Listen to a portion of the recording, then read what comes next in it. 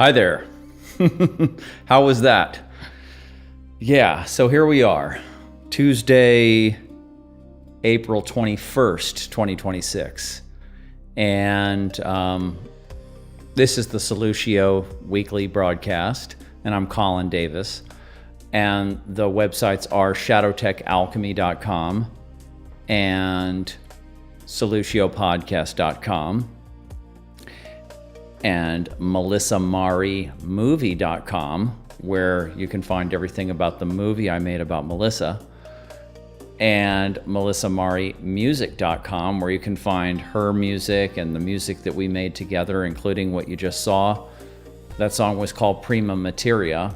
It's about the prima materia. It's about the work. It's about the great work, the shadow work, the alchemy. And that was the demo version. And what you saw there with the visuals, that's what we would project behind us when we played live for that song. And it's a lot of great artists that I got permission to use their fantastic art.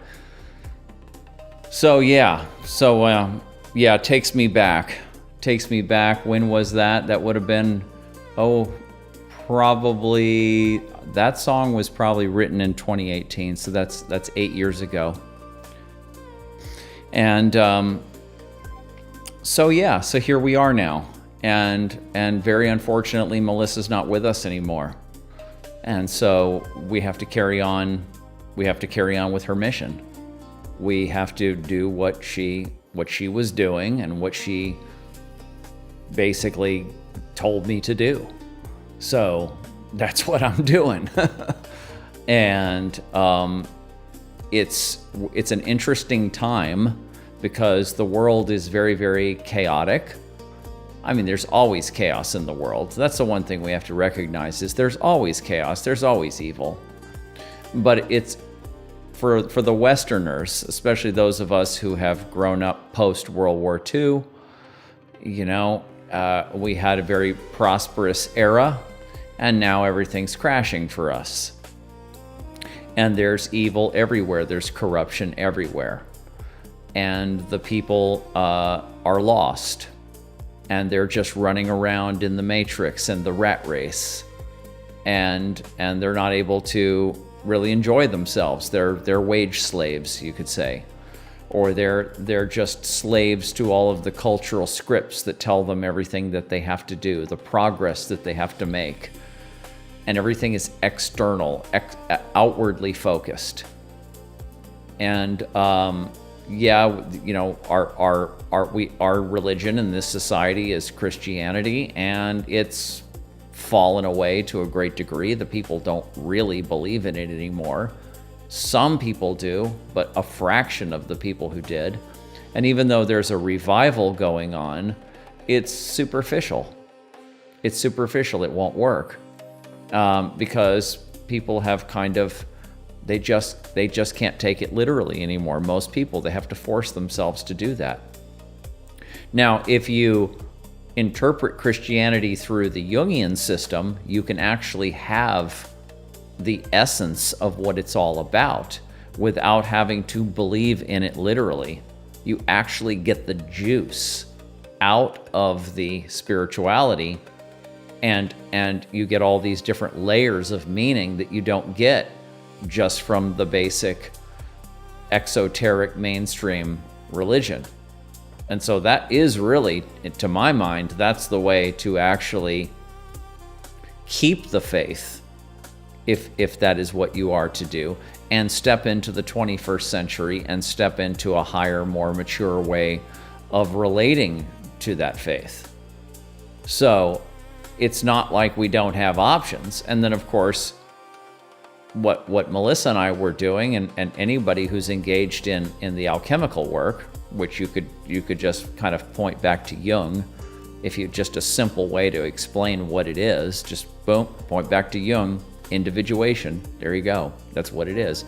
Well, that's a highly, highly spiritual, highly, highly meaningful way of conducting yourself and healing yourself and developing yourself inwardly, and it's highly spiritual, and it's very, very numinous. And so it's not like we don't have options. We do. But I think it's just the case that most people are not, they're not explorers of consciousness. And they're not explorers of the boundaries of anything, right? They're just, they're taking off the shelf whatever is given to them. They're just whatever, whether it is the food or whether it's the culture or whatever their preferences are and all that, they're choosing from a menu, from a collective menu. And so then there are the edge dwellers. Then there are the evolutionary, the imaginal cells. You could use a sort of a new age term. The people who are pushing the cutting edge of human evolution in whatever area. They might be in physics, they might be in psychospirituality, they might be wherever. But those people are not collectivists. They're not looking to the external world to figure out what their options are. And when you're in a place where because societies are, they're living systems, they're organisms, and they have life cycles. And so when you're at sort of, past peak in a societal life cycle and everything's kind of crashing and everything, you have to, in order to be sane, in order to be able to thrive in that kind of a period, you have to do your own thing. You have to do your own thing in every way possible. And you say it means you have to be very, very creative. And you have to go through everything that you've taken for granted and say, well, maybe this isn't the way. You have to just go through everything about your life, everything about your thinking, everything about the way you approach relationships, all of it. Your ethics, your actual footprint in the world and how you live in the world materially, how you eat and how you take care of your body, how you take care of your mind. You have to go through all of that. You have to comb through that and say, I'm going to reinvent myself here, here, here, here, and here. I'm going to keep this and I'm going to reinvent this. You have to become an artist, right? You have to become an inventor. You have to push the edge. And the people that do that, those people can live extremely meaningful, extremely prosperous lives while everybody else is suffering because they're being collectivists. And what's available on the shelf, so to speak, is not so nice anymore, right? So that's kind of where we are. So that's what we talk about here all the time. And so today, the title of today's program was "The Great Work is Hard Work." Because it is. It's really hard work. And I have some personal experiences, and I have I have a handful of people who I'm sort of interacting with, or I'm involved in their lives, and they're on the path too. And I hear about what's going on with them. I'm either assisting them or I'm just being involved in their lives in whatever way and supporting them. And so, I get to not only deal with my own problems, but help them work through their problems. And I always have some kinds of coaching clients, so to speak, and coming in and out and stuff. So I have access to other people's psyches and what's going on in other people's relationships. And so, it's just validated every single time how hard the great work is, the inner work, the alchemy, how hard it really is. But I always tell people that anything that is very, very important to do, and that's subjective. It's up to you to determine what's important. but everything that is really important to do. Like some people, it's very important for them to build their own house by hand, right? Like a log cabin in the woods or something like that, right? Or it is to start a restaurant, right? Start a restaurant and survive the first 5 years and make it turn a profit, right? Or that's what it is. Or it's raise a family, or it's be a farmer, right? And deal with all the ups and downs that come with being a farmer, and failed crops and animals getting sick and all of that. Whatever it is that's really, really important to you is going to be hard. It's going to be hard. Everything that you do that's worth doing, that's worth a damn, is hard to do. The reason why you can get through it is because it makes you feel so alive. That's why you do it. That's why you do anything that's hard, is because it makes you feel incredibly alive. It brings incredible meaning into your life. When you dedicate yourself to something that you have deemed to be extremely important. And it's gonna be hard. So it's not like humans can't do hard things. I mean, that's just known. All things that are really worth doing are hard as hell, right? So it's not like this whole project of inner work, of individuation, of shadow work, of healing yourself, developing yourself internally. It's not like that's, that it's in some ways it's in the same category with everything that's worth doing. It's no harder than any of those other things. It's just a different kind of orientation that doesn't really fit very well with our Western society. Now, if you go to the East, where they have a lot more, where the spiritual sciences are more integrated into the collective mind, and it's not like I have some issues with some of the Eastern practices, especially for people now, especially Westerners, because there's a lot of shadow bypassing going on in some of those practices. But regardless, whatever those systems are, staying dedicated to those is extremely hard. Advancing is extremely hard, but people are doing it, and it's talked about and it's well known. But in the West, it's not really talked about. Our spirituality is an exoteric spirituality. Our Judeo-Christian spirituality is exoteric. It's got some esoteric aspects to it, but it's much more exoteric. So we can't really, we alchemists, we can't really look around and find other people that there's all kind of people dabbling, and there's all kind of people talking about what they're doing, and there's a bunch of YouTube heads and stuff like that. But there's not really that many really dedicated, masters of the art who are alive in the West. Carl Jung types who are just all in on this. There's just not that many of us.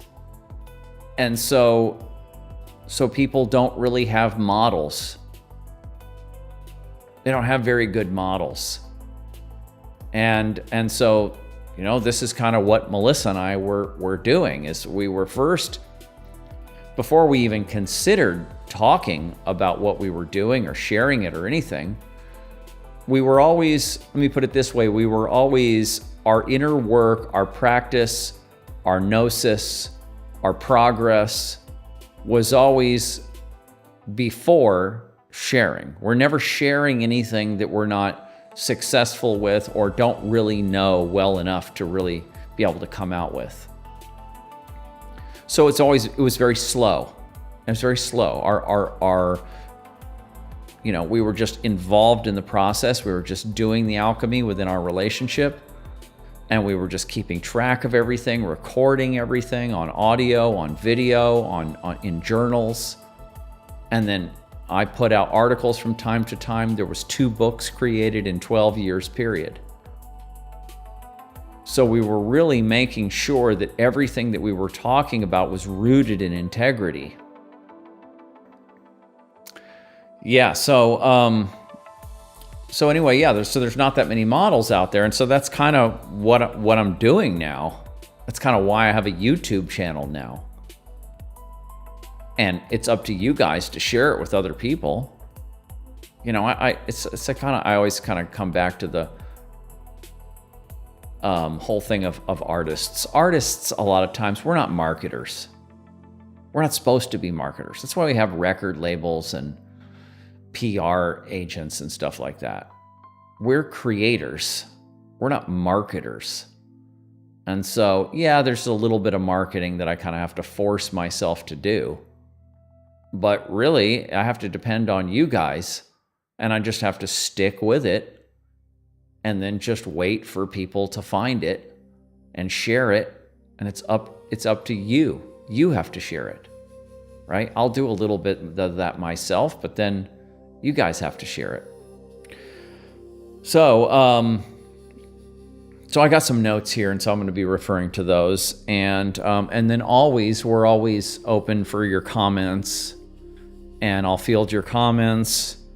And if anybody's really needs to call in, you know, I think we can do that towards the end of the show here. And so if you want to do that, I should bring up how that's done. Just go to the YouTube description or go to soluciopodcast.com, and you'll see the call-in numbers. You can use WhatsApp, or if you're in the United States, there's a number. And just send me a text to that number, and it'll show up on this phone right here. And then I'll call you back. So anyway, so the great work is hard work, and got a number of things that I kind of wanted to address here. Let me say this before I kind of go into all that. There's the work that you have to do alone, and there's the work that you have to do alone. And then there's the work that you have to do in relationship, because you can't do all of it alone, and you can't do all of it in relationship. You gotta have both modes. And, you know, I can't in every broadcast just like do a review of basic shadow work from the very beginning kind of thing or whatever, but so I'll just shout out, you know, go to my website, shadowtechalchemy.com. If anybody's watching this now or later and it's like, well, okay, give us some details about what the work is and stuff. Go grab either of my books. And the second one has a whole lot of shadow work practices in it, and I give that one away for free. So there you go. And then everybody should always start with Robert Johnson's book, Owning Your Own Shadow. And then for a second book, I highly recommend Robert Masters' book, which is called Bringing Your Shadow Out of the Dark. Those 2 books will get you going. And then I've also actually put together I basically took my reading list from the back of Transforming Darkness, and I put it in an article on the website. And I'm going to keep adding to that list. I don't know how big I'll make it, because I don't want to make it look just totally daunting. But if you go to shadowtechalchemy.com and click on the articles page, then you'll see the latest article is called Shadow Work Reading List, right? And there's a bunch of books on there and some notes about what they're about. So go over there, and there you go. Now, I'm also, a couple other little updates here. I'll get back to what I was saying. It's kind of a stream of consciousness broadcast here. Also, I've got these 2 papers coming out. One is called the integral shadow, and the other one is called the shadow complex. And I'll probably put them out separately and put them together and then make a Kindle book out of it for Amazon or PDF or whatever, all that. And the integral shadow one has a whole lot of shadow work in it. And it has it across all 4 quadrants. That was in Transforming Darkness too. But this is like an even deeper dive into that model. And that is a really big aspect of my work. I didn't know that it was going to become such a big aspect of my work. The integral theory 4 quadrants: mind, body, culture, civilization. And so how you have shadow work in all 4 of those quadrants. Typical shadow work, Jungian shadow work, is the upper left-hand quadrant, the quadrant of mind or psyche. But then also you have relational shadow work and cultural shadow work in the lower left-hand quadrant. And then just getting super healthy and doing somatic practices is the upper right-hand quadrant of body. And then how you actually plug into society and how you clean up your footprint, so to speak, how you actually plug into the civilization, and how you analyze all your contracts and all of your interactions with the matrix, so to speak. That's your cleanup. That's your shadow work on the lower right-hand quadrant. So all of that has to be addressed. So it's an entire ethic of shadow-aware living. That's what we're talking about here. That's what Solutio is. That's what Shadow Tech Alchemy is. That's what we're talking about. That's what we're doing.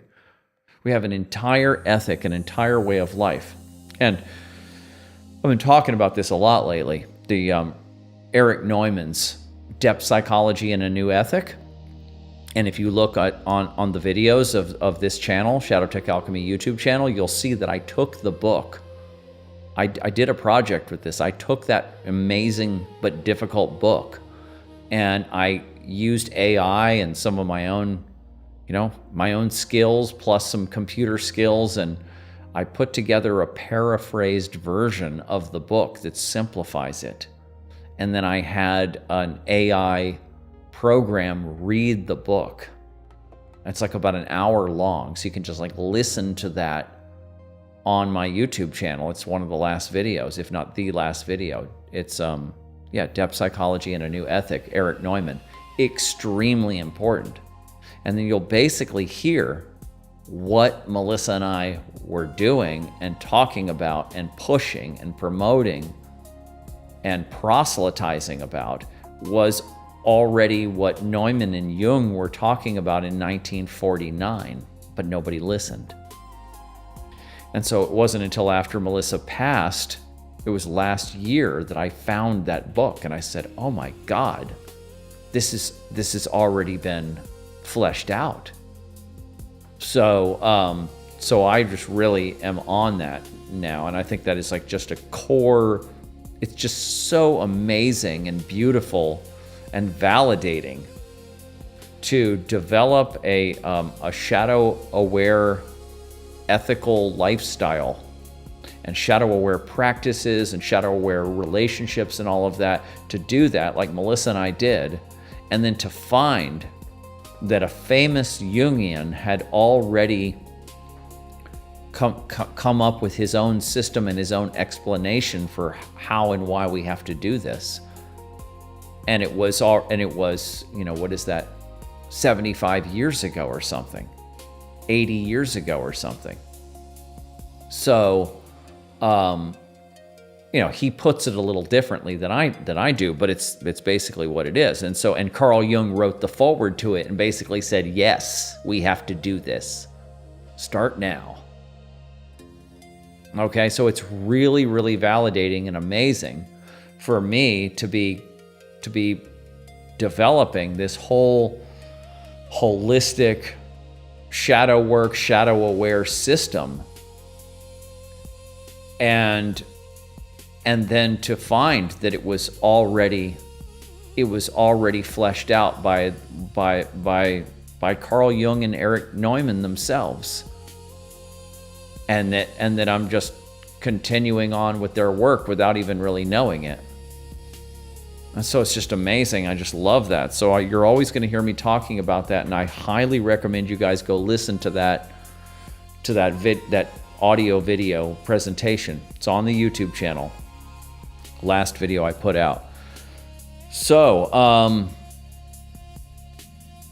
now let me get back to, last thing. That was the integral paper. Then there's the complex paper. Last thing I'm going to say, I'm going to get back to my notes. The complex paper. So it's interesting, Transforming Darkness, my last book, had a chapter on the shadow in 4 quadrants. That's the integral paper. And it also had a chapter on autonomous complexes. And so now I have a new paper coming out on that. So I just keep deepening my understanding of how these things work. And just keep writing about them. And now I'm using AI to help me research and flesh out certain things. And so now I have I think the integral shadow paper is about 30 something pages. And then the complex paper is 6 or 7 pages or something like that. But what these do is I'm kind of building the platform. I'm building the legs of this system. It's all, Melissa and I already developed it all. It all just came down to us. We just downloaded this whole thing between us. And everything that I talk about now is just a recapitulation of what came to us in sacred time, right? During sacred time, that's when it all came down to us. And now I'm just recapitulating it, clarifying it, deepening it, and using it as the platform for what I'm building now. So I'm looking forward to sharing this with you guys because you'll really get a deep, fundamental understanding of in the integral paper how to do shadow work, everything about the shadow in all the 4 quadrants, and everything about different kinds of shadow work practices. There's a whole list of questions, personal inquiry that you can ask yourself these questions to unearth shadow material. So that's that. And then reading the complex paper, you're going to understand what complexes are, how they become maladaptive, how they become pathological, how they inject themselves into your life, how they take you over. There's an example that comes from, it's like a fictionalized version of real life of a complex that arises in a relationship, and you can read through that and kind of feel what it's like when complexes take us over. Everybody knows what it's like when a complex takes you over, and you say, I don't know what came over me. I was just possessed, right? That's when an autonomous complex takes you over. And so a lot of what we're working with in shadow work is that we're working with our complexes. We're tracing them down and unwrapping the patterns, the childhood patterns, the intergenerational patterns, the archetypal patterns that are combining in the complex and are being triggered by the outer world. And there's always some wound down there, and there's always an archetype down there, and it's coming up into your consciousness.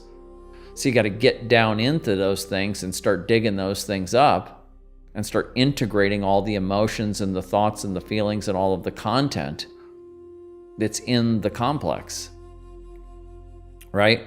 So those 2 papers, and I'll probably put them together also, and so you'll just have a really nice, I feel like when you have this new presentation, book, paper, whatever it is, and you have my 2 other books, I think you have everything you need to really have a deep shadow work practice, a deep alchemical practice for yourself.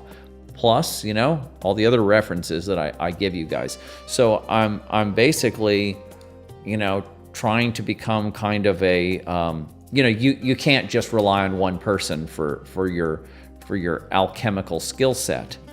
But I do want to make it so that, when you come to me, you have kind of a whole toolkit.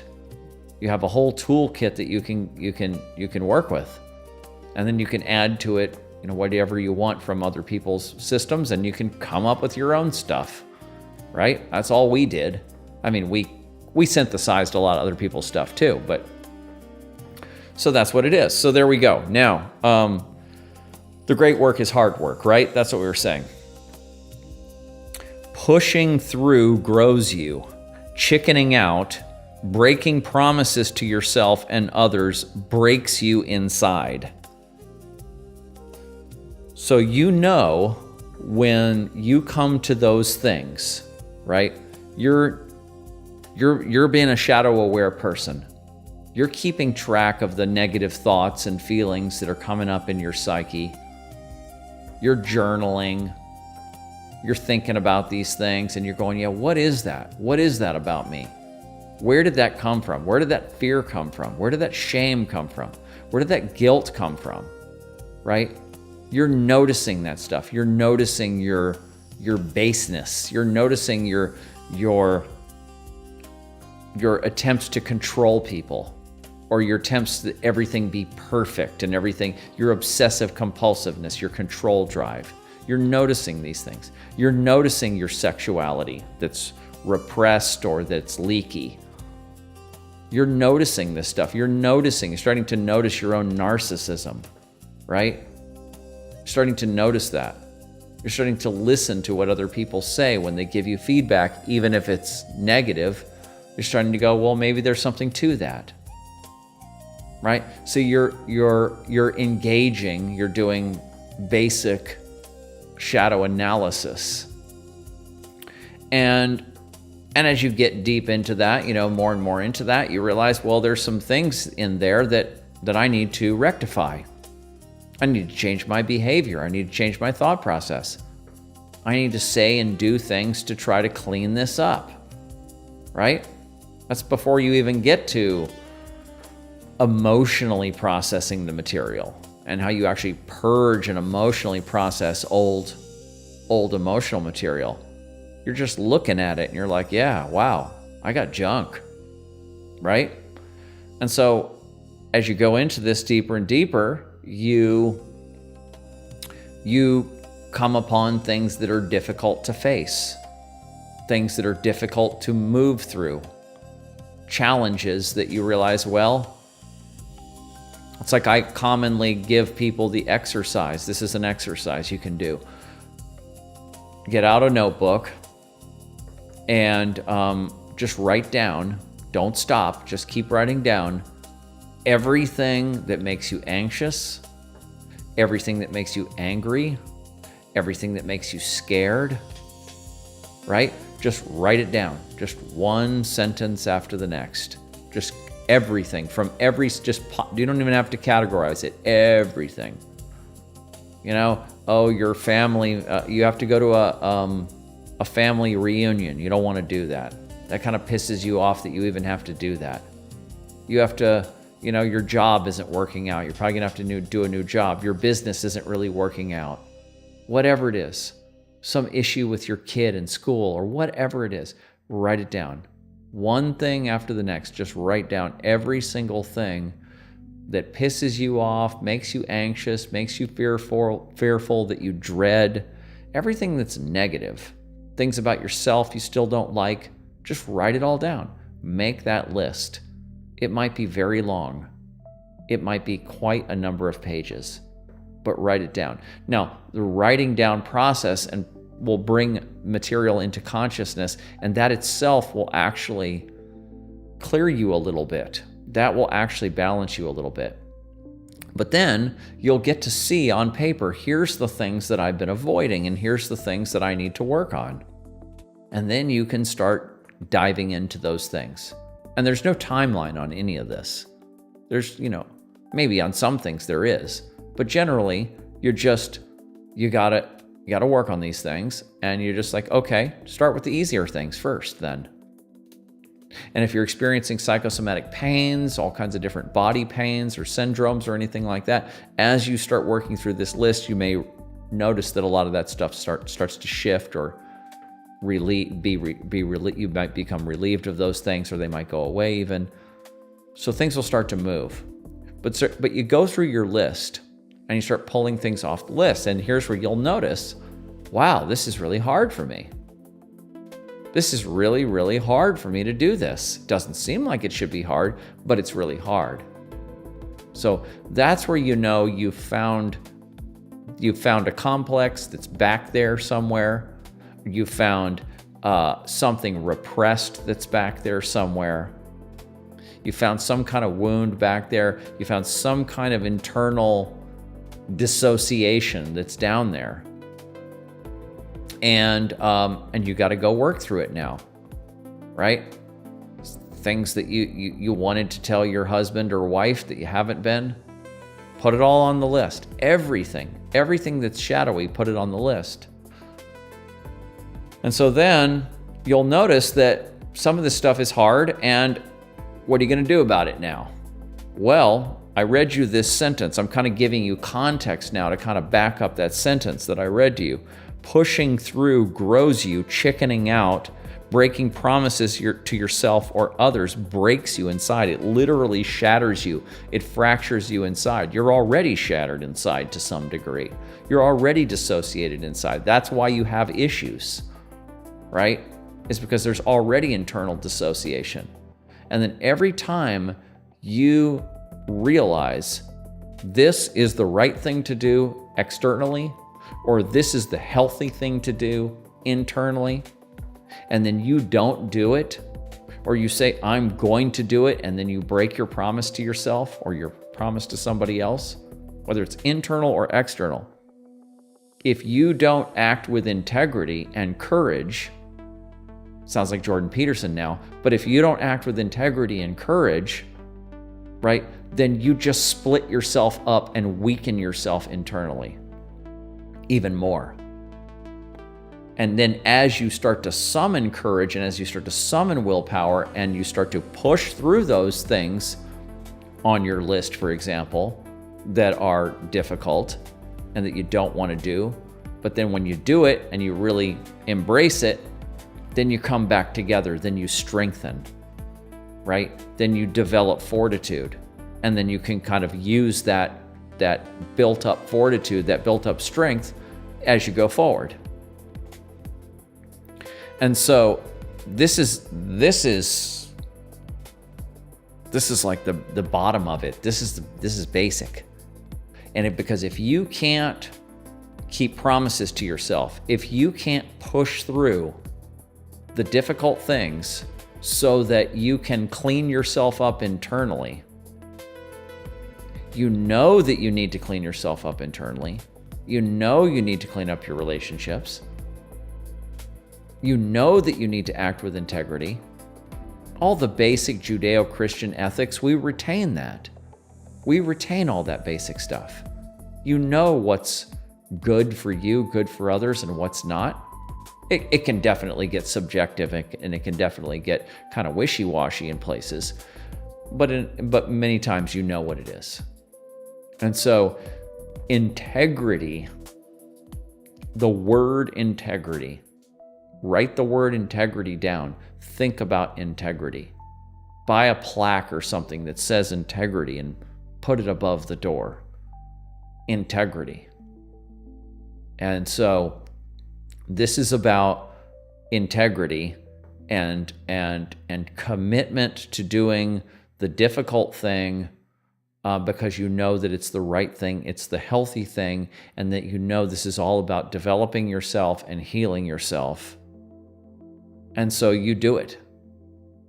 And so the people who have that ability to do that at the most basic level, I'm not saying, I'm not trying to say find the most extreme and difficult thing that you could possibly find to work with and then jump on it. And if you can't accomplish that, then you're a loser. I'm not saying that. I'm saying the basic stuff that's on your list. And so that is going, and not everything, you don't have to work with everything now. There's some things that are on your list that you can work with now. You can go talk to you may somebody in the family that you don't get along with or whatever, and there's things that have to be done and said, and it's uncomfortable, but it's not the end of the world, and you can certainly do it. That's something to do, right? Or talk to your boss or whatever it is, or look for another job or whatever. That's hard.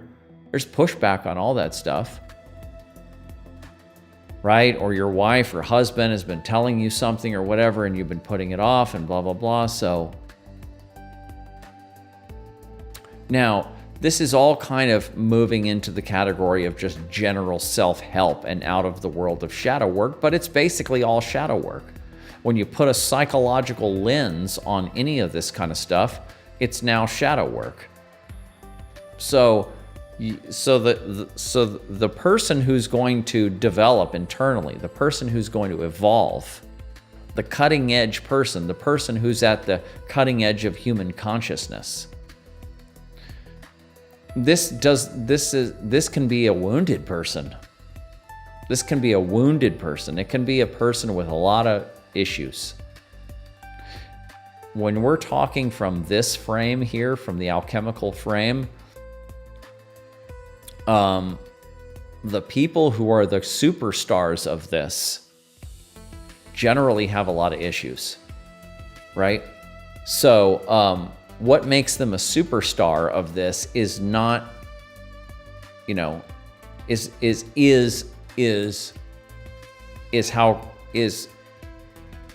how willing and courageous they are to go into their shadow and to push through these difficulties and to stay with it, stay the course. And in relationship, to not break the container. Use the relationship as the alchemical vessel. And when the complexes get activated, because they always do, stay with it. Do not leave the relationship. Stay with it. Come back to that person. Come back to that person. Analyze the situation with them. And go into it. Go into the muck. Pull it out. Pull out the stuff. Here's my side of it. Here's your side of it. And when you have some tools, when you have some psychological framework to understand this stuff, you can just use the Jungian understanding of a complex. Like when my paper comes out, you'll have a basic understanding from the Jungian point of view of a complex and how it works. But then you can take the IFS system. You can take internal family systems. I recommend everybody start looking at that. And you can start looking at the parts of you that get activated that create conflicts, that create difficulties in relationships as what they call parts. They just simply call them parts. They break a complex up into several parts. And so when you have that language, when you have that topology, you and your wife, you and your husband, boyfriend, girlfriend, best friend, whatever it is, when you have that as a topology, then you can speak to each other with that language. And then you can start inquiring, well, what parts are getting active and what are the needs of those parts? And you know what? I want to add something else. I've been using ChatGPT and Grok. I've been using both ChatGPT and Grok. And no, I'm sorry. I've been using ChatGPT, Grok, and Claude. Claude is the one I've been using most these days. These are all AI programs. And they have issues. These programs have issues. These are not you can't rely on these things completely or anything. But you can do psychotherapy with them, right? You can do IFS with these things. You can do IFS with ChatGPT and Claude, and you can explain what happened in your relationship. You can take. This is what you can do. This is what I've done. You can have a conflict with your husband or your wife or your spouse, your partner, whatever. You have a conflict, and then you can record on your phone your testimony. Okay? Man records his testimony onto his phone. Talk into it for 20 minutes or whatever it is and record what happened, and explain everything that you know so far about parts and what you think happened and what feelings are back there and what did it remind you of in childhood and why were you so triggered. Explain it best you can. Then have your wife do the same thing. Have her explain in her phone. Take those 2 audio files, convert them to text, to make a transcript out of them. And we could talk about how to do that. I use Evernote to do that. And then give that to Claude or to ChatGPT and say, help me figure out, using internal family systems therapy or Jungian psychology, what is going on in this conflict. Just like you would take it to your therapist, right? You would take it to me or to a therapist, whoever. Somebody that knows about this stuff. And now you can do it with the computer, and you'll make some progress with that. You'll get some stuff back. These programs, they know a lot of forms of psychology. They fed a lot of forms of psychology into these LLMs. And so that you can definitely do that. Oh, well, thank you. Thanks for commenting. It's just, and you guys are going to have to tell me what your names are, so I can refer to you all by name. But I actually have a list of everybody that tells me what their name is. I write it down on my list on the computer here so I can keep track of everybody. So when I see your handle, I'll know what your name is. So that was just a little sidetrack there about how to use these AI programs to do therapy with them, and so this is fantastic. But anyway, so you're in your relationship. You've been studying some IFS. Before we found out about IFS, we had Eckhart Tolle's understanding of the pain body, chapters 5 and 6 of his second book, A New Earth, the pain body. There's one chapter in his first book. Plenty of articles, YouTube videos. It's a simple way of understanding an autonomous complex that's feeding on the conflict of your relationship, or just feeding on conflict that comes to you in life.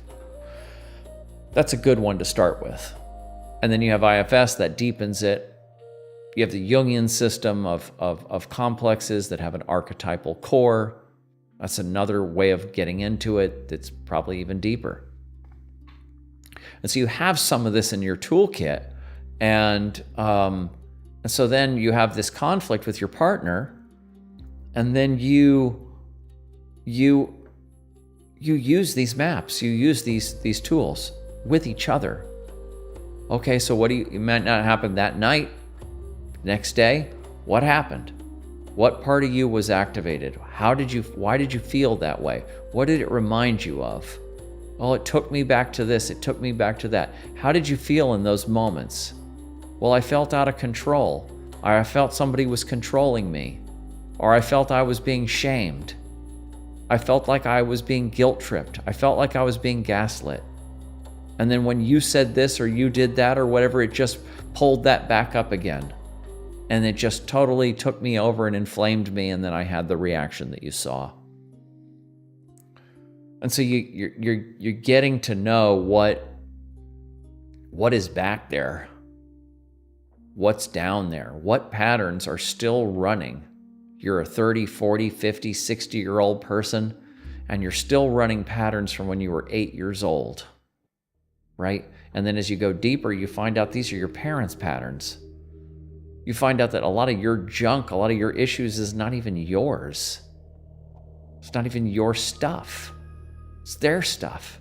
They didn't treat you as bad as their parents treated them. But you're still carrying their junk. So you have to clean it up now. They didn't clean it up, and so you have to. So, that's the process. That's what you're doing with these complexes in relationship. This is the alchemical relationship. And the tendency for most people is to back away. and to, okay, just stop, the fight happens, the complex turns, one person's the aggressor, one person's the victim, sometimes it flips and the victim turns into the aggressor and then re-traumatizes the other person, and all this happens. And so then the tendency for most people is to just break away, just make space, go in the other room, leave, don't call that person back for a while, whatever it is, and just move away. And then when you come back together, don't talk about it. That's what most of humanity does. And so most of humanity doesn't evolve. They don't heal and they don't evolve. And so they just bring all that stuff up. It just gets more encased, more solidified. And then it just starts to eat you up inside, and it starts to make you sick, and it makes you triggerable, and you don't evolve, you devolve as you grow older.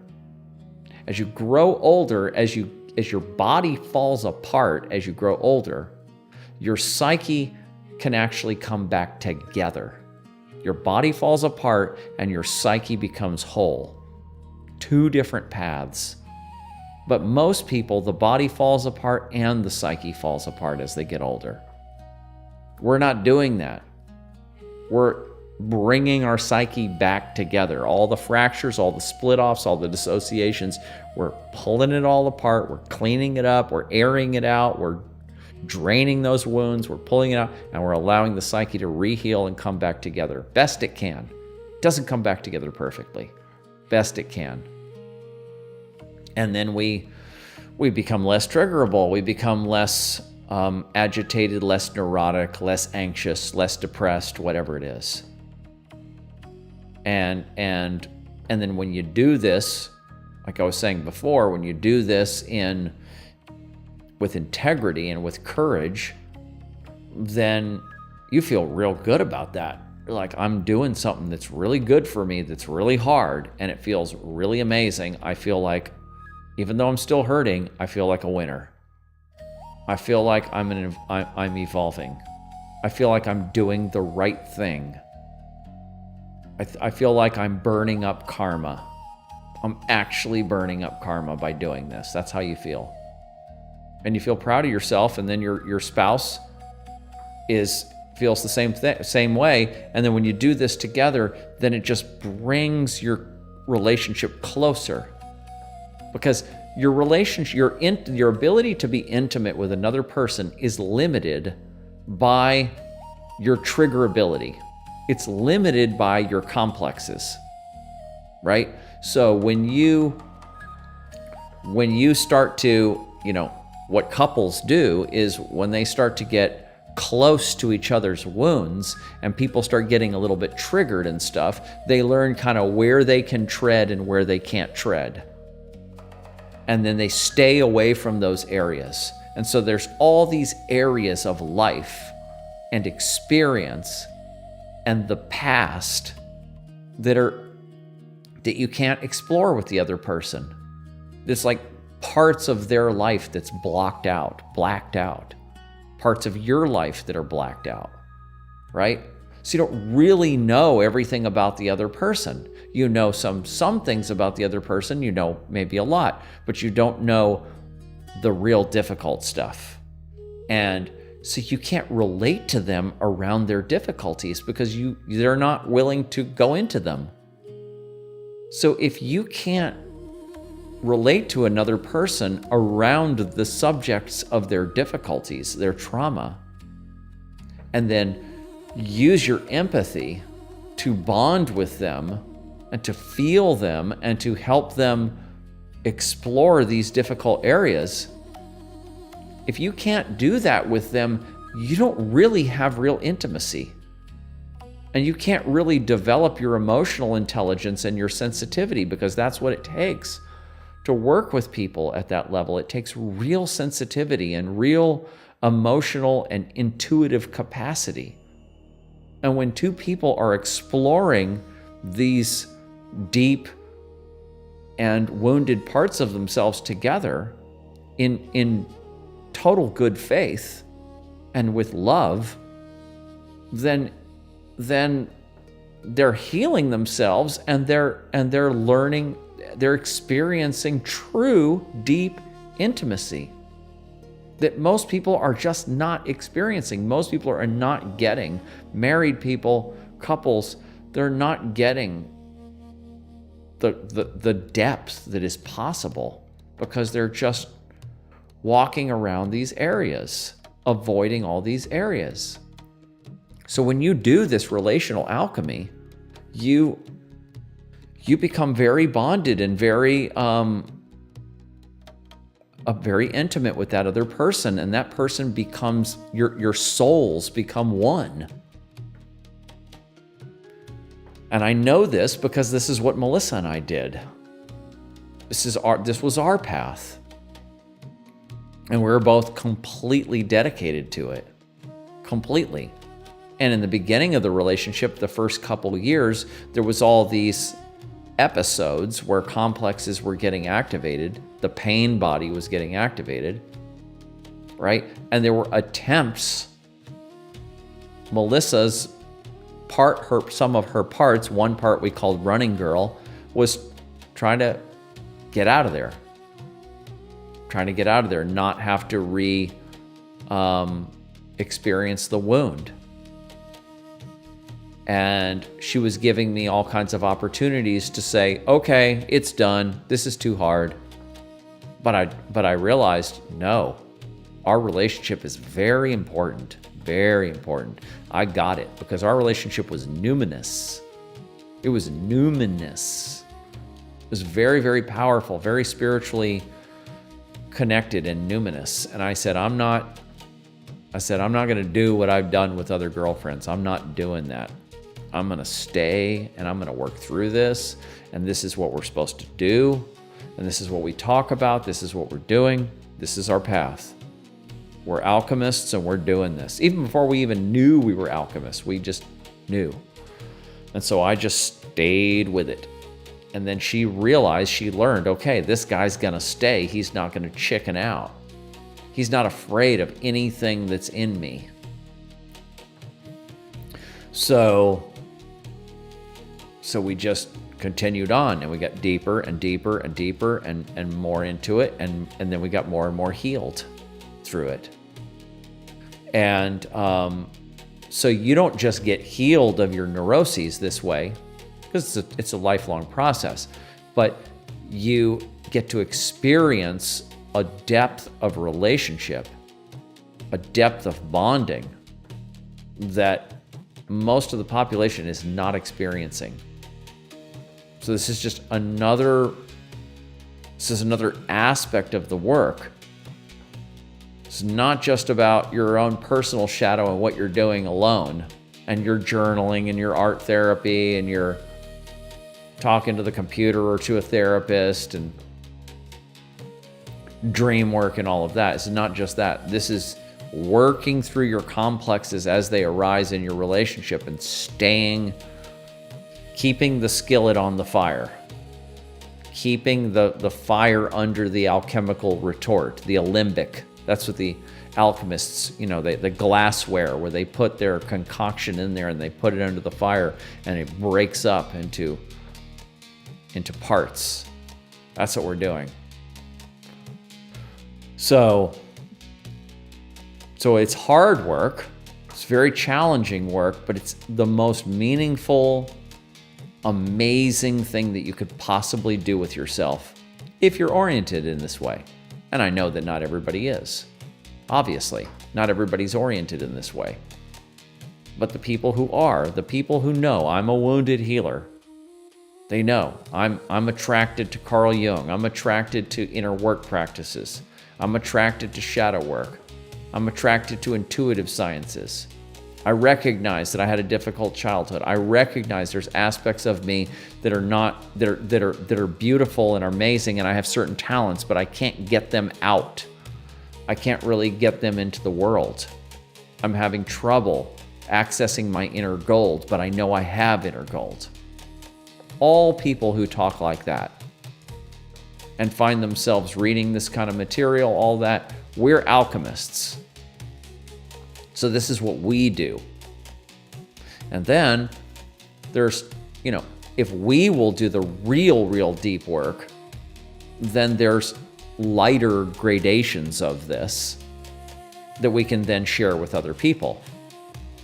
We'll do the heavy stuff, and then some other people will do the heavy stuff too because they'll be inspired by us. But then also there'll be lighter stuff that a lot of average people can use. So everybody that gets involved in this inner alchemy and really takes it seriously and really matures through this, every one of you becomes a teacher. Every one of you becomes an elder. That's another thing I wanted to bring up is Michael Meade's understanding of the older and the elder. Most people in our society now are becoming olders. Do you just grow up? I mean, you grow old. You're 70, you're 80 now, and you're an old person, but you're not an elder. And then there's people who do the work. And not everybody, like I keep saying, not everybody is becoming an elder is about being totally internally focused. But even people who are more exoteric, they learn from experience, they learn wisdom. So an elder is somebody that has wisdom that comes out of learned experience and analysis of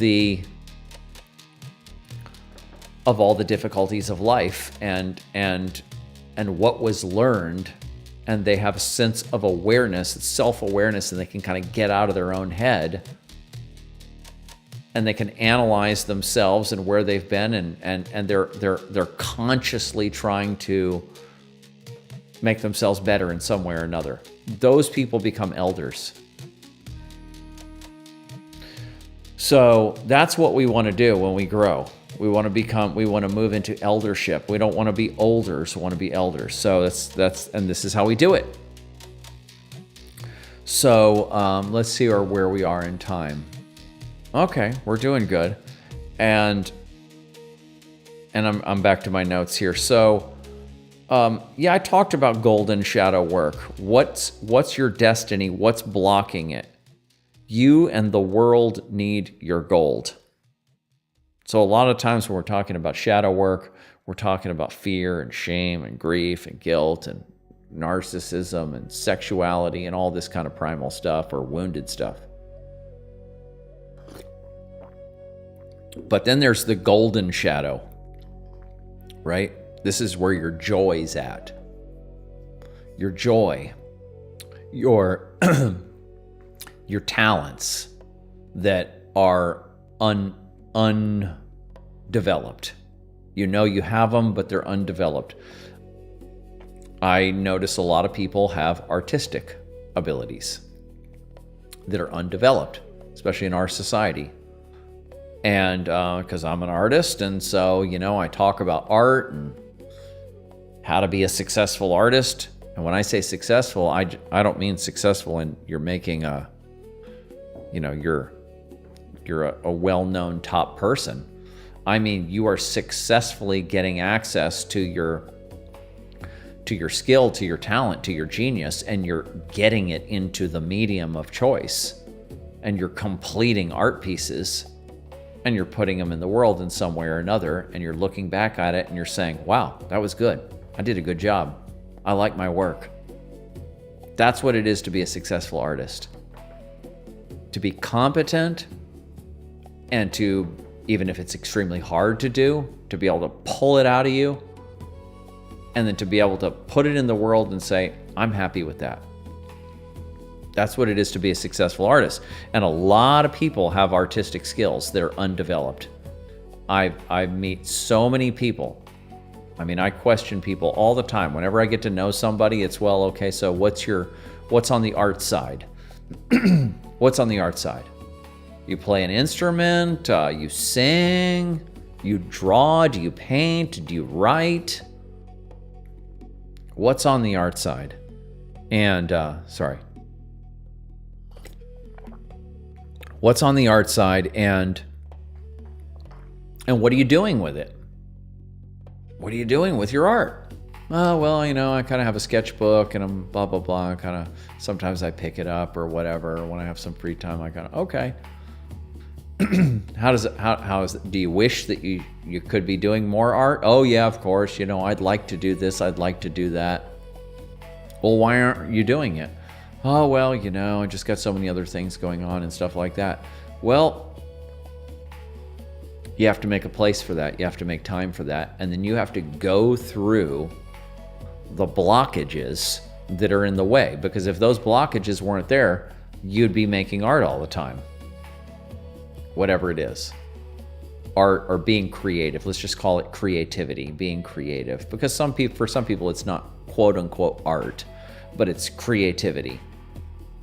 And the reason why you're not being as creative in life as you think that you could be, or you should be even, is because there's blockages there. There's shame there. Or there's some other kinds of social superego scripting or persona scripting, we would say, that says, this is not where you should be spending your time because this is what it is to be an adult, or this is what it is to be successful. And you shouldn't be spending your time on this, that, or the other, because this is what successful people do. This is what adults do. Or, that's not going to lead to anything. There's no money in that. So this is all cultural scripting that is wrecking your creativity. So you have to throw all that out. Your soul does not care about all that cultural scripting. Your soul needs you to be creative. And it needs you to unblock what's in the way internally of you being creative. Right? So that's where the shadow work comes in. Right? And so then you got to get into that shame. You got to get into that fear of being rejected, of being ridiculed, whatever it is, of your parents' voices that are telling you, oh, that's not going to succeed. That's not what you should do. Whatever it is. You got to go into that stuff and you got to drain that stuff out, face it, and push through it.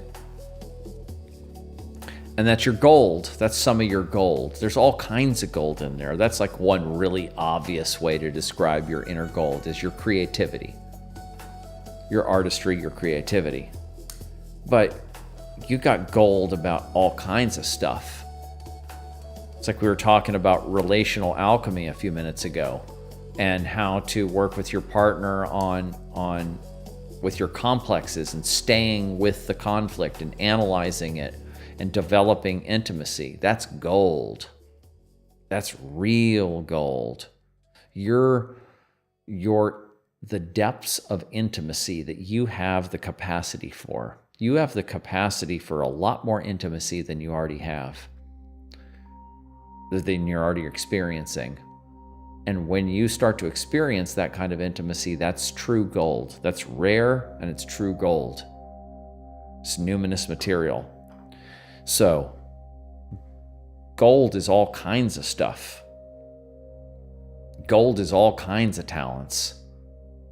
All kinds of talents and capacities that are particular to you and that most people know something about their gold. They may not know. There's some gold that you don't even know about because it hasn't. It develops as you get older.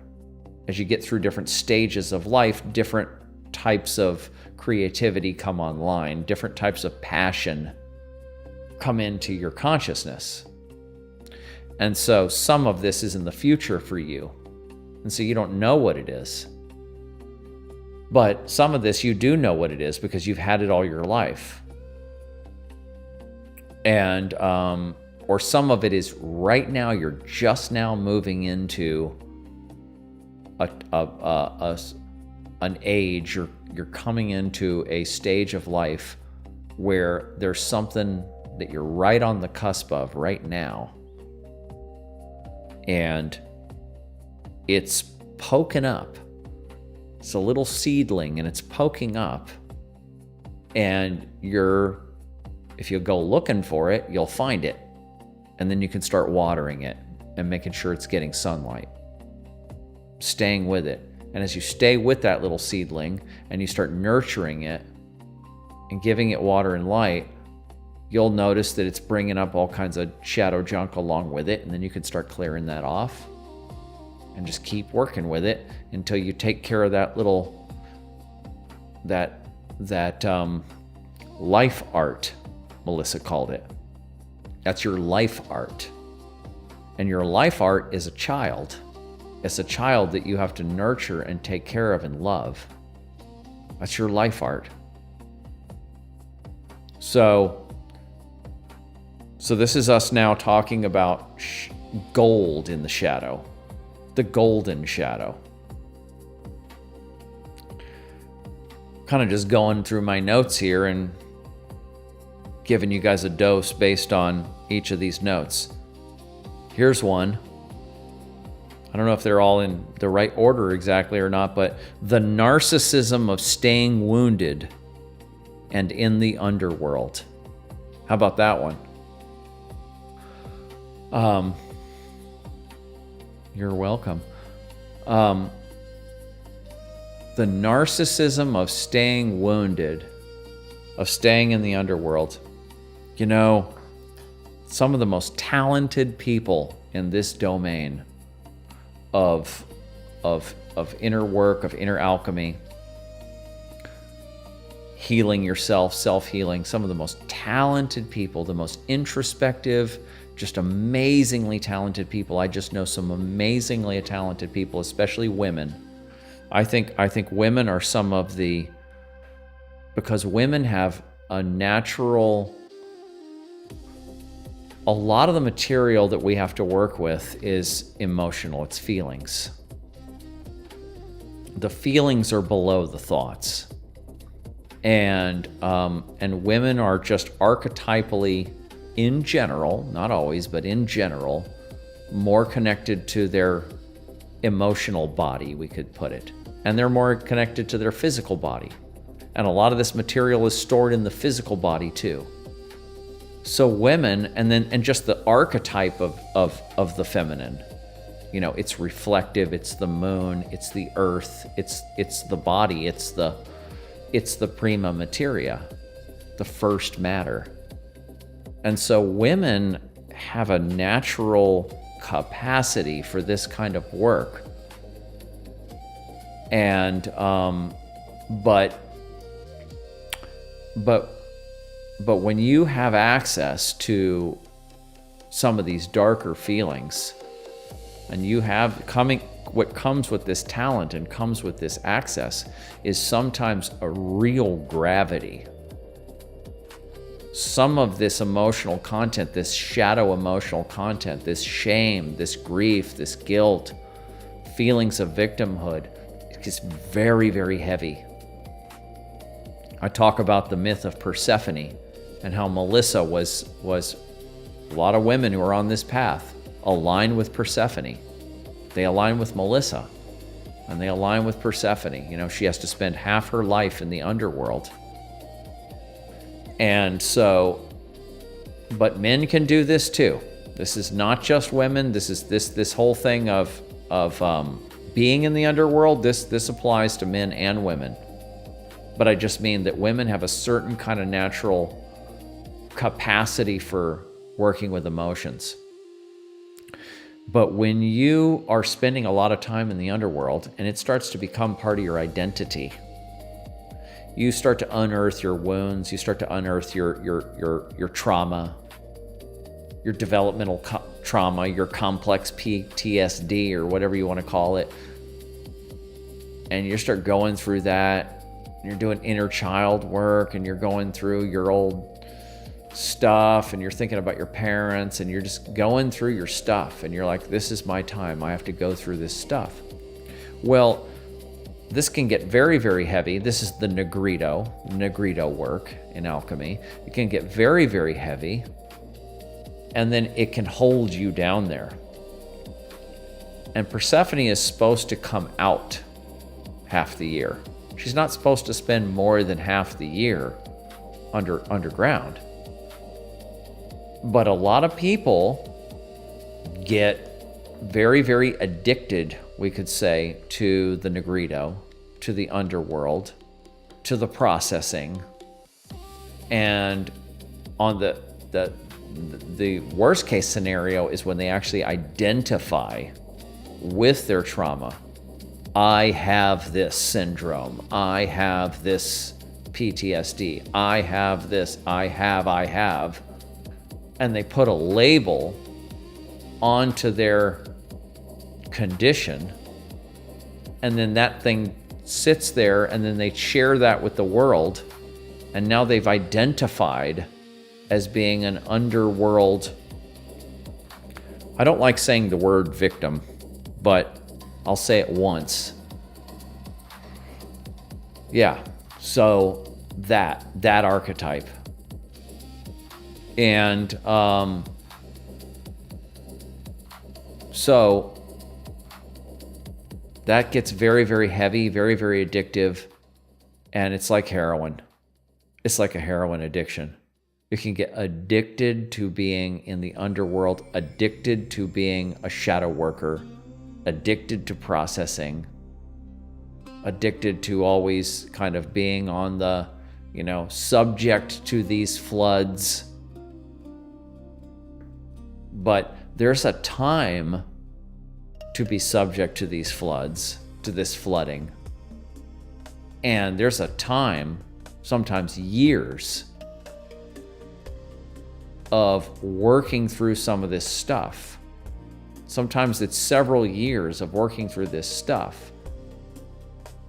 And then you're always revisiting it. It comes in cycles. So it's not like you're ever getting out of it ever. I mean, you're not ever fully getting out of it. It's not like you're getting out of it fully ever. But it's just like, first it's really deep and you're really in the groove. And then it gets shallower and shallower and shallower and shallower. So then you just go on like this. So you're always going to have your little mini dark nights of the soul, your little mini negritos.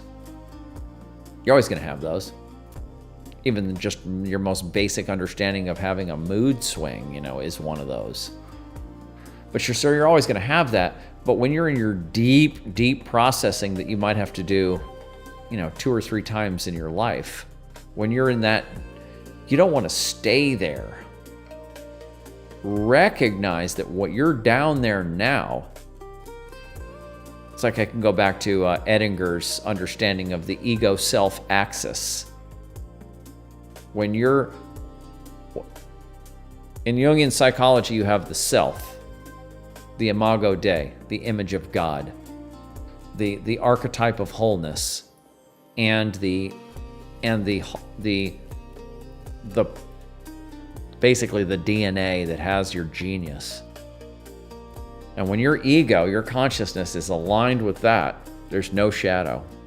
And you're high, and you're talented, and you're doing your thing.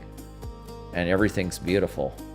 But as the sun starts to set, and the ego starts to get out of alignment, or what he calls alienated from the self, that's where you have these dark nights of the soul. And you're 180 degrees out of phase with that alignment when you're at the bottom of the pit.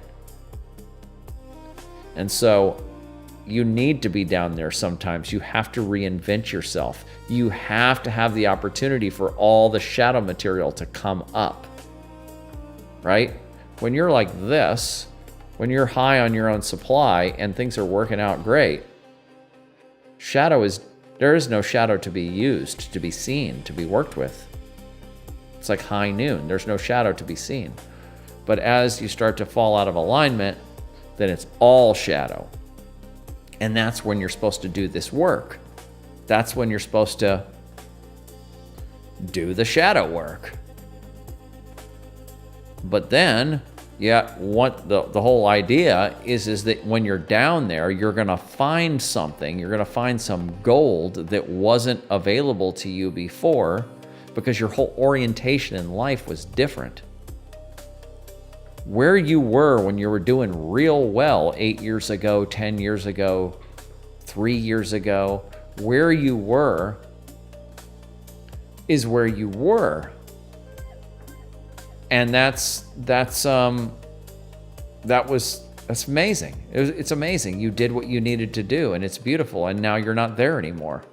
And now you're in one of these darker periods. Let's just say that's going on. Well, it's because you're not aligned with that trajectory anymore.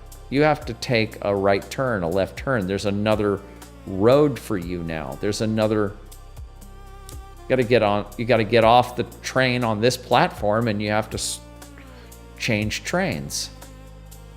Get on a different train. And so your whole trajectory and everything about life and what you supposed you were and what you were supposed to do and all of that's being reoriented, and it feels like hell. Shedding the ego skin, it feels like hell. So this is when you do the work. But then you recognize, oh, this is my path. This is my new path. Oh, wow. Okay. I see what I'm supposed to do now. Or you start dabbling. And I'm going to dabble in this. I'm going to dabble in this. And you realize, oh, this is the thing. This is the thing that's giving me energy again. Wow, I'm getting energy again. Wow, I'm getting energy. I'm feeling something. Wow. And you stay on that, and you stay on that. Now, the issue is that as you start to get on that new trajectory and start to feel yourself again, it's going to be difficult. And there's going to be shadow stuff holding on to you and all that kind of stuff. So you have to stay on it. This is where the courage and the will comes in. Stay on it. And then you'll get on that next ride. And then you'll be coming out of the underworld. You'll be airlifted out. And sometimes somebody takes you and airlifts you out, and sometimes you have to operate it yourself. But you're coming out of the underworld, and you're supposed to, because you found where you're supposed to be. You found where you're supposed to be, what you're supposed to be doing next. And so you access some of your gold, and that's what you're supposed to do. You're not supposed to stay in the underworld for 5, 10, 15 years. You're not supposed to do that. No. What you need to do, people do that, but it's because they're not doing the shadow work down there. So they're just kind of sitting there, static. They're just sitting there in a holding pattern. And so we don't want to do that. So we don't want to get overly addicted to being in the Negrito. Recognize that the Negrito has a legitimate purpose. It's there to give you access to your shadow, so you need to do the work. You're going to do the work, and it's there to give you access to a piece of gold, which is going to be used on your next phase of life. So I wanted to say something about that. Recognizing if you're feeling in the Negrito, if you're feeling down and stuff, that's not your life. That's not what your whole life is supposed to be about. It's not. You're not supposed to be like that your whole life. And you're not even supposed to be like that for that long. There's a certain amount of time. It's different for everybody. Some people get through that stuff in 3 months. Some people get through it in 3 or 5 or 7 years. But it's not the rest of your life. And just realize that, and recognize that the Negrito, the lead, the heavy lead, it's lead in external alchemy. The Negrito is lead. Saturn is the alignment. And it's heavy. And it wants to hold you down. So, but I'm just letting you know, not supposed to be there all the time. It's a phase. That's why you just want to take the work super seriously. Read all the books you can and start doing the practices and try to find somebody. Try to find somebody. I mean, I do this for people. Try to find somebody who can be a helper, be a little bit of a guide. Try to find somebody that you can do the work with and who can help orient you on this path. So, what else do I have on my list here? Where are we in time? 9 o'clock? Yeah, okay. So we got another half hour. And anybody that wants to say anything, just put it into the comments. I appreciate your thanks and your sweet comments that you're putting in there. And if you have anything that's more detailed that you want to talk about, put it on in there. Anybody who wants to do that can do that. Like I said earlier, if somebody wants to call in, now's the time to do it. If you don't want to, that's fine. Just send me some comments. I'm here for you guys. I'm doing this for you guys, right? I'm doing this for you. So don't waste your life on social media. You will regret it. Yeah. YouTube is a cool place because it's like a big library, and there's you could learn a lot on YouTube. But Facebook, Instagram, TikTok, Twitter, these kinds of things, I mean, I know we all have those platforms, and you know people on there, and you have messages that come through and stuff like that. You got to check in with those things. I know this is, where we're at in the world. Check in with that stuff. If you want to post something on there or whatever, I mean, some people have a whole life through that, and they're, making a living doing it and all that. It's not healthy, but they're doing it, and that's not who I'm talking to. I'm talking to everybody else that just has the average Facebook profile or Instagram or whatever, and they're just spending way too much time scrolling, because you can sit down with that thing and all of a sudden an hour's gone. And people, we all do this, an hour's gone, and it's like, whoa, where'd that go? I was just scrolling, looking at junk, looking at what other people are doing or acting like they're doing. And because that hour could have been spent, you could have read a chapter of the book that you're working on, on Jungian psychology, right? You could have written a journal entry and a dream journal entry, right?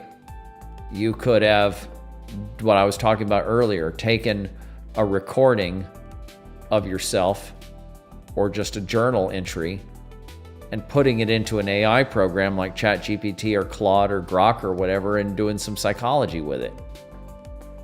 You could be doing all kinds of productive stuff. You could be working on your creative work that we were talking about. Whatever your creative work is. An hour a day, when you're working on something an hour a day, whatever it is, it's going to get completed pretty soon. An hour a day, spend a year on something, an hour a day, you're going to complete stuff. And just imagine, a year passes by and you haven't been spending that time on your passion or on improving yourself, on learning. And in our case, it's on becoming an alchemist. And you haven't spent your time doing that because you were scrolling, and it's like you're looking back and that it was just waste. It was a waste. Now, I'm not actually proposing that people live their life by some kind of a schedule and everything is all tight and stuff. That sounds terrible. Especially for artist types. That does not sound good. But we're wasting a lot of time on social media that we used to spend reading or getting involved in creative activities. And so we have to stop that. We have to stop that. We just have to put some willpower into it, and we have to stop that. Check in with our social media or whatever every day, respond to our messages or whatever, and then we're out of there. That's it.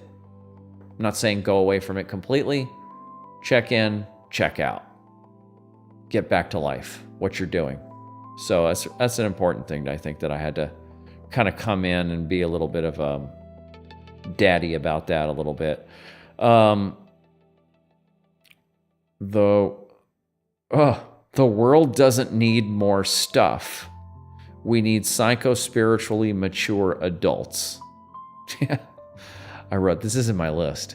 Yeah, we don't need any more stuff. Some people's passion is building stuff. Okay, great. You got to do that then. But we need a lot more time spent in the domain that we're talking about here today than we do collecting stuff.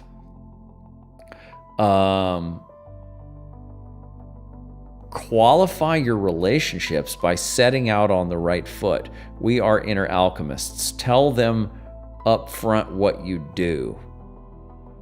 Yeah, this is something I was telling a friend recently, and how I do this now, because I'm now like I'm very solid now that in what I'm doing here with being an alchemist and working on myself and teaching and writing and all that. I'm very solid on that now. So I don't have any. For a long time, to tell you, it took me a while. It took a decade. It took a decade. It took the whole time with Melissa, basically, for me to really kind of. I started working on myself like 20. I was working on myself when I was 16, to some degree. But I got really serious about 21, 22 years ago. And I was just doing it just because I needed to heal.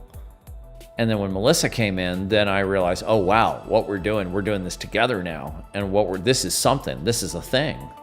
And we're like figuring stuff out.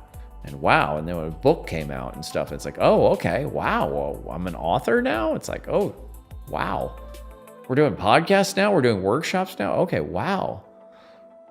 And then we started putting it into our music. We were both already musicians, so that was pretty easy. We didn't have any problem with that. But then it was like, wow, what am I? Because I was identified as a musician. And so did she. But then it was like, whoa, I'm like an alchemist? I'm like, what? What's that? I guess I'm a Jungian, but am I a psychologist? I don't have a degree in it. So how do I identify? What am I?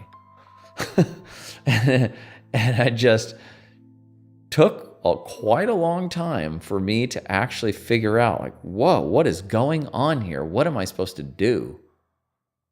Now I'm in my 50s and I'm like, what is this? Where am I going? How do I identify? How do I tell people what I do? And so that took a while. Finally, I kind of like, okay, finally it came together. Finally, I'm like, all right, okay, I know what I am. I know what I do now. At least this part of my life. So I had the musician phase. I'm still a musician, and then I have this alchemy phase. Psycho-spiritual alchemist, whatever you want to call it. And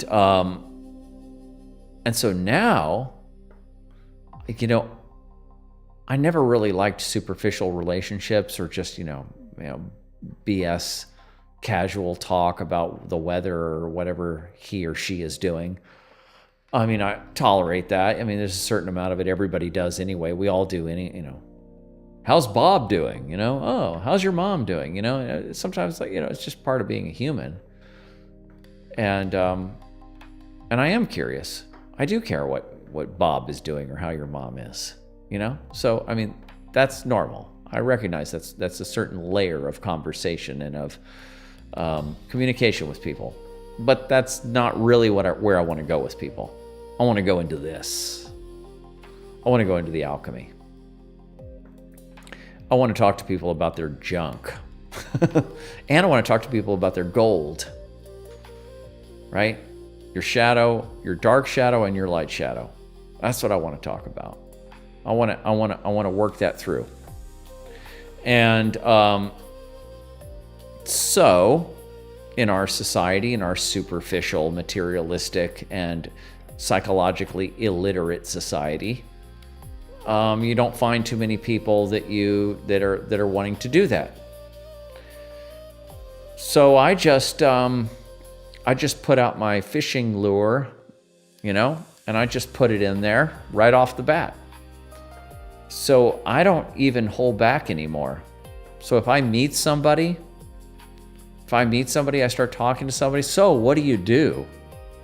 I kind of have to figure out in the moment exactly how I'm going to explain it. And I use my intuition to see how I'm going to explain it to that person.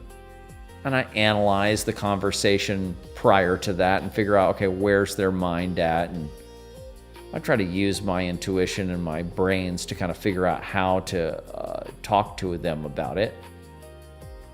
Some people, maybe younger people, I'll just tell people I'm a Jungian psychologist. Sometimes that's just the easiest thing to do. Oh, okay. Well, they don't even know what that is, but okay, sounds fine. Move on. But sometimes it'll break open into a conversation. Sometimes I will say I'm a psychospiritual alchemist. And oh, whoa, okay, what's that? Well, here goes, right? And so I try different things with people and kind of see what fits, but I do it right away.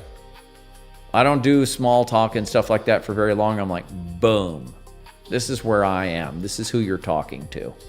This is what we do.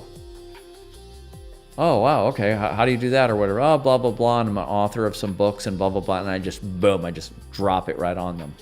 So now they have the opportunity to ask me more about it. So what does that mean? How do you do that? And if they do that, if they're curious and if it doesn't scare them away, then I have an inlet into intimacy with that person. I have an inlet into depth with that person, right? And that's where I want to go. I don't want to have a relationship without intimacy and without depth. That's boring. So I just right off the bat, I find a way to bring them into something like that, something deep, and I just put it right on the table, and then I let them take it from there. And a lot of people will just be like, oh, okay, that's interesting, and they'll move on and keep talking about something else. All right, fine, all right. And sometimes it takes, if you're going to see somebody a couple times, 3 times or whatever before, you kind of have to keep doing it before they finally open up a little bit. But sometimes I just open right up. Yeah, shadow work. I'm focusing on shadow work. I'm writing and talking about shadow work all the time. Whoa, shadow work? What's that? Well, this is where we work on all of our repressed lower nature and of all of our old childhood and intergenerational wounds. And we work on healing ourselves and making ourselves whole and growing internally, developmentally, becoming true psychospiritual adults. That's what we do. That's what shadow work is. Wow. Wow, okay, wow. And then sometimes it'll be like, well, and they'll, ask something else and it can go a little bit deeper and go a little bit deeper. So sometimes it doesn't. Sometimes it's like, oh, scared them off, right? So anyway, that's how I do it. That's how I start conversations, and I don't play around, and because I don't want any other kind of relationship. Theo, what's going on, Theo? Oh, well, thank you, Theo. He says my message is needed, and I appreciate you too, brother. You're another alchemist on the path, another serious inner worker, badass on the path. Staying the course, developing, maturing, becoming a teacher in your own right. So yeah, man, hats off to you too, brother. So, okay, let me keep going here. Where are we in our time? We're at 9:15, so we got another 15 minutes or so. If anybody wants to say anything in there, time to do it is now. Yeah, shadow work isn't for the weak, but we always have a shadow. Yeah, so I can just go into this real quick. You've got the way I'm kind of, because like I said earlier, I don't know if you were on here earlier, but I was talking about these 2 papers that I'm writing. One is about the shadow through integral theory, the 4 quadrants, and the other one is about complexes.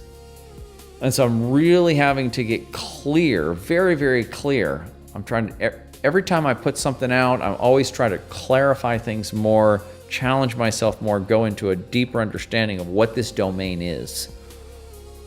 And so now I'm at the point of really clarifying how you've got kind of like 2 domains of shadow here, kind of a passive and an active domain. So you have the natural shadow. The shadow is a consequence of having an ego. We could call it a structural shadow. The ego is the conscious mind, and in order to have sane, moral, organized societies where we're not tearing each other apart, we have to basically repress our primal nature. We have to repress our natural selfishness, our natural, excessive sexuality, control freakism, control drives. We have to repress some grandiosity and narcissism. Well, at least we used to. Now it's like, now it's a virtue to be a narcissist, but traditionally you have to repress that. And you have to repress all the stuff that you got loaded in from your family of what you're not supposed to do, what you are supposed to do, what you're not supposed to do. So that's your structural shadow. That's your basic Jungian shadow, which is the equal opposite of the persona in Jungian psychology. So the persona or superego, how I'm supposed to be. These are the parameters of how I'm supposed to act, how I'm supposed to look, how I'm supposed to be a good person in society. And then everything that doesn't fit into that container, that gets repressed into the shadow. And then to find a way out, we project it into the world. We find those things about us that are in our own shadows, our own selfishness, our own narcissism, our own greediness, whatever it is. We find that, our own aggression, we find that in somebody else, and we go, you, Donald Trump, you, Barack Obama, you, this person, that person, whatever, and we find a target out there, and we project the shadow onto them. We project our shadow onto them, so now they can hold it for us. And then we can organize around it. We can get with other people, and we can go protest, or we can go do this, that, and the other. And we can displace the energy out into the world.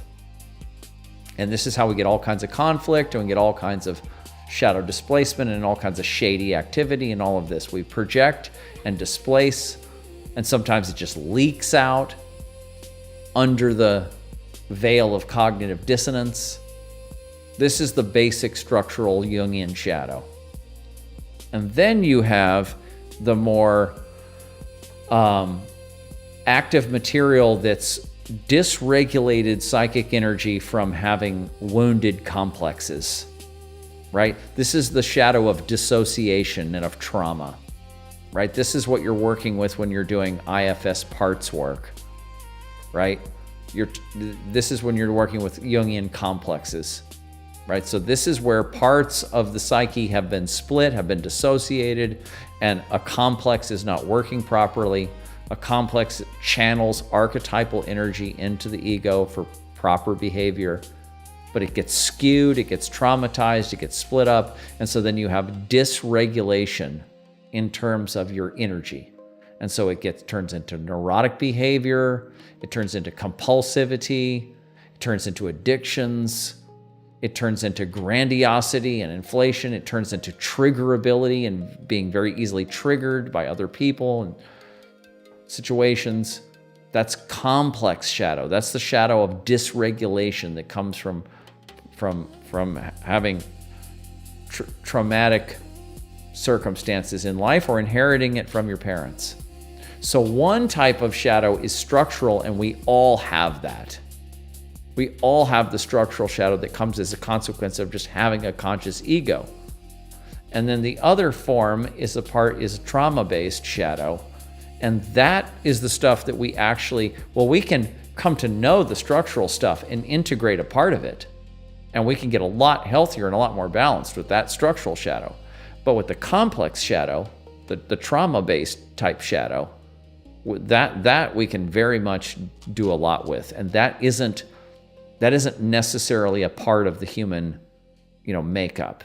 You don't have to be, you have difficulties in life, we all do, but you don't have to carry around all kinds of dysregulation from trauma.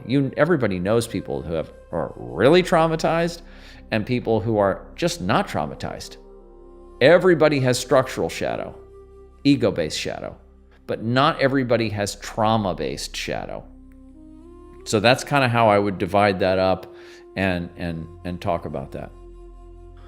Oh, you just found me, and that you have lots to figure, but I'm stuck, and had me who I am as a child was silenced. Yes. Right, exactly. So you have shame, fear, grief, guilt around expressing yourself, around communication, and all of that. Yeah, of course I understand that. Yeah. So yeah, that's what you're going to be working with. And so, I would say go back to, if you just found me, go back and listen to the beginning of this show today, because we covered a lot of ground today. And then all these shows that I've done, I got to push myself. Here's an example where Colin has to push himself to cut up these shows more often into pieces and feed them back into YouTube, so that you can get chunks of this material. I was on a roll for a while, but I've been slacking off, and so I've been telling myself I'm going to do that. No, because of, as they say, gifts. Okay. Well, you'd have to give me more detail on that, but it's all in the same category. It's all, repressed stuff. This is still the structural shadow, but this is the familial layer of it. The familial layer of shadow, where the family doesn't see the gifts. The family doesn't know how to mirror you in that area. And so, I assume that's what you're talking about.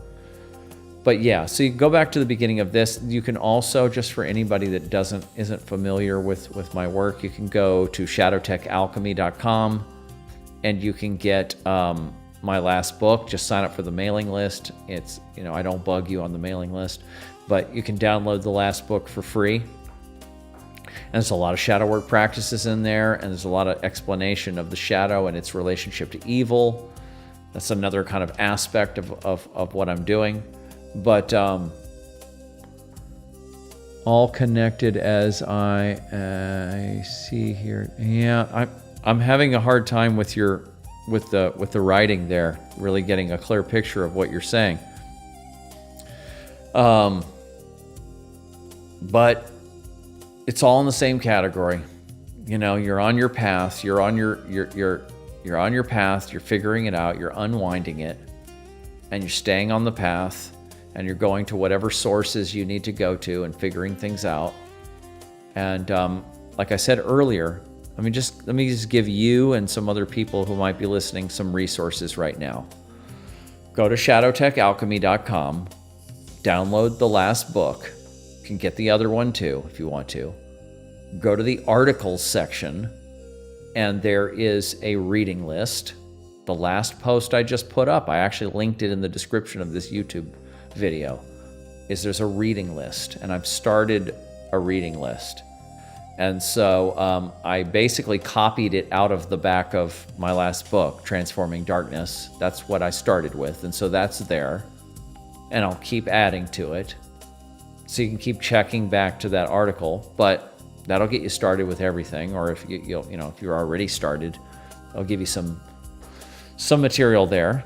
And then you have my other broadcasts that I've been doing. This is like the 21st broadcast that I've done of these Solutio broadcasts. And it's not the most efficient way to get information, just sitting there listening to 2-hour broadcasts. But I would also refer you to the work of Robert Moore. And his lectures have been uploaded to YouTube now. There's so many of them on there, just so many.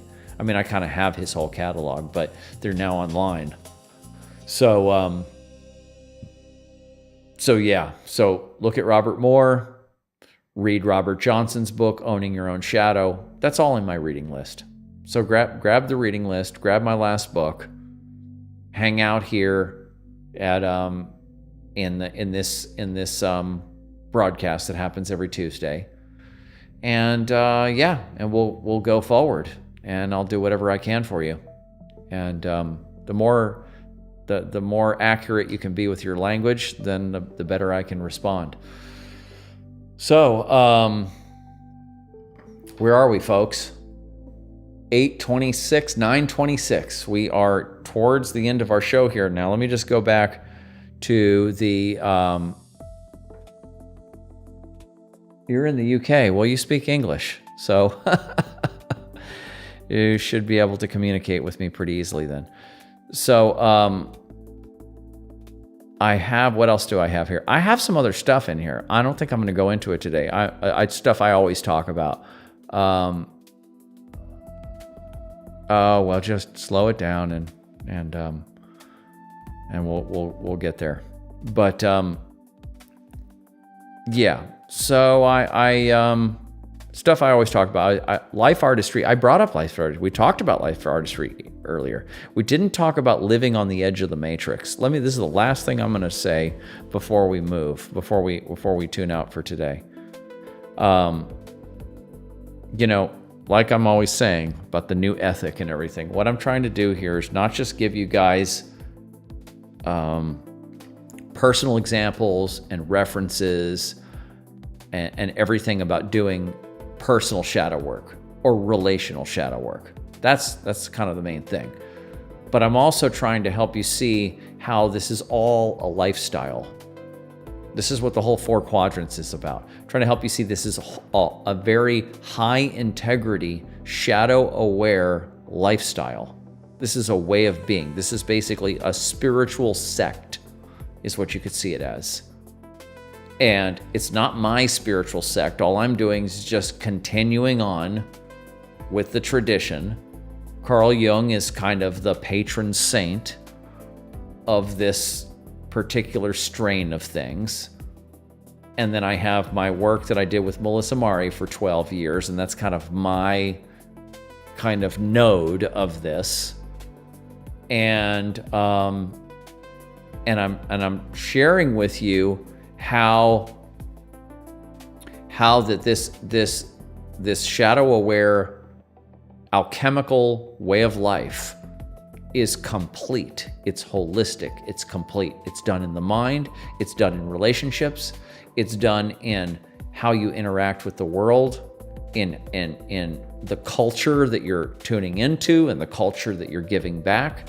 It has to do with how you're treating your body, how you're working with your behavior. Like I was saying earlier about how I have to push myself to cut up videos and put them online. It's behavior. I got to work on that. It's our behavior, it's addictions, it's our actual eating and how we take care of our bodies and exercise and everything that goes into the body segment. And it's how we plug into society. It's the banks that we bank with. It's the corporations that we use or don't use. It's the companies that we work for or don't work for. It's the businesses that we get into, how we operate our businesses, how transparent we are. It's in every way analyzing our entire footprint. It's our environmental footprint. It's all of this to bring everything into cleanliness, everything into transparency, and everything into, we're basically doing a parasite cleanse on every aspect of life and being as mutualistic and non-parasitic as we possibly can in everything that we do in life, in every relationship, whether personal relationship or corporate or legal or government, however we interact with the world. It's clean and transparent and high integrity and shadow aware. And that's how we walk. That's our walk. And then we walk the walk, we talk the talk, and then we share it with other people. And we, quote unquote, be the change we want to see in the world. And like I was talking before about Eric Neumann's depth psychology and a new ethic, that's another one to our commenter there. My last video on this platform, on ShadowTech Alchemy YouTube page, is called Depth Psychology and a New Ethic. It's a paraphrased version of an important book, a Jungian book, that talks about our new ethic. It talks about the old ethic of shadow projection, and then the new ethic of shadow awareness and shadow integration. It's from 1949. And so we're really rooting down into that. So now, with that said, last thing I'm going to go into here is I have living on the edge of the matrix. Because to be this kind of person, we basically have to live on the edge of the matrix. When the whole society is so unhealthy and so parasitic, and we just can't. We have to be very careful about how we plug into it. We can't just go to that college, get that degree, sign up for that career, work for that company, eat that food, watch that TV program. We can't do that anymore. That's not an option anymore. That's out, right? So we have to be very, very selective about how we participate in society. Very conscious and very selective. And so we're kind of on the edge of the matrix. We're kind of edge dwellers. And people, artists, musicians, artists, we're always like that. So I recognize that that lifestyle. That's not. But lots of people who are really dedicated to their spirituality, and they're in different kinds of spirituality, Eastern, Western, whatever, Sufi, whatever they are, they're living like this. They're living very conscious, self-aware, spiritually connected lives. They're eating well. They're taking care of themselves. And in their practice, and they have their spiritual practice. So there's plenty of people that are doing this, but we're just doing it here through a 21st century Jungian framework that I think is very, very compatible with the Western mind, and very compatible with, well, it's not compatible with the way we've been, but it's very needed with where we're going, where we are right now, where we're going, because we're in a very shadowy place. So we need people to dedicate to this. And so that's what I'm doing. I'm just doing it myself, explaining to you what I'm doing, and encouraging you guys and helping you and giving you some feedback and giving you some guidance to the degree I can. And so you're not totally alone. And because now that I am where I am with the whole thing, like I said, I'm pretty solidified on this path now. So I can help orient you if you're feeling disoriented and you're on this path. Part of my job is to help orient you. So there we go. ShadowTechAlchemy.com, SolutioPodcast.com. Check out the movie about Melissa at melissamari.com. Check out Melissa's music at melissamarimusic.com. And you guys know there you go. That's all you need. And you can reach me at any time.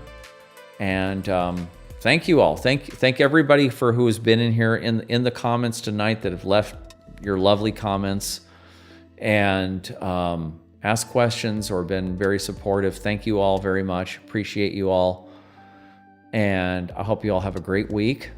And I will see you next Tuesday. Bye, everybody.